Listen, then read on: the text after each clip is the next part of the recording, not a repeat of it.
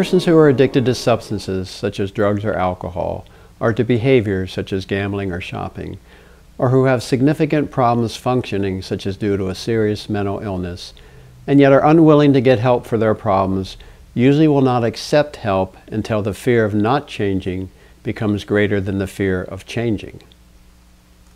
In Alcoholics Anonymous, they call this process hitting bottom, when an alcoholic becomes sick and tired of feeling sick and tired, and walks into an AA meeting for the first time and says, "Hi, my name is Bob, and I'm an alcoholic." At that moment, Bob's fear of not changing has become greater than his fear of changing. So it's the accumulated pain of chronic bad decisions and poor self-care that breaks through Bob's denial and motivates him to seek help. Now let's take a closer look at this process. Think of denial as a block of ice encasing the words, "I have a serious problem I need to face." But the thickness of the ice prevents the person from seeing these words.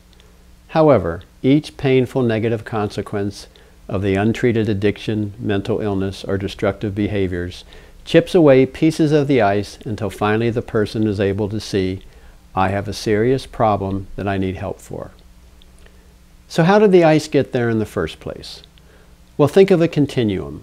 At one end are people who face their problems directly, and at the other end are people who avoid facing their problems altogether. Well, Bob is one of the avoiders, and denial is the defense mechanism he uses to build the block of ice around the truth of what alcoholism is doing to him. So instead of seeking help for his addiction, Bob denies it, and then self-medicates his mounting pain, doing whatever gives him short-term relief with no regard to long-term consequences. So here is the key point. It's a terrifying thought for Bob to break through the icy block of denial and expose himself to the immense pain encased within it, which is precisely why the fear of changing is so difficult to overcome for an alcoholic, addict, or anyone caught up in an unhelpful pattern of behavior. Fear of change keeps Bob trapped in denial, and only when the fear of not changing becomes greater than the fear of changing will Bob be able to face his problems directly. Thus, even though the friends and family who enable and rescue Bob from his bad decisions are well-intentioned, such behaviors only serve to perpetuate his addiction or problems. Because if Bob is not allowed to experience the natural consequences of his choices, then the ice of denial will never be chipped away, and Bob will remain unmotivated to get help. In other words, his fear of not changing will never become greater than his fear of changing. Thus, in order to help Bob, his friends and family must let him experience the natural consequences of his bad choices.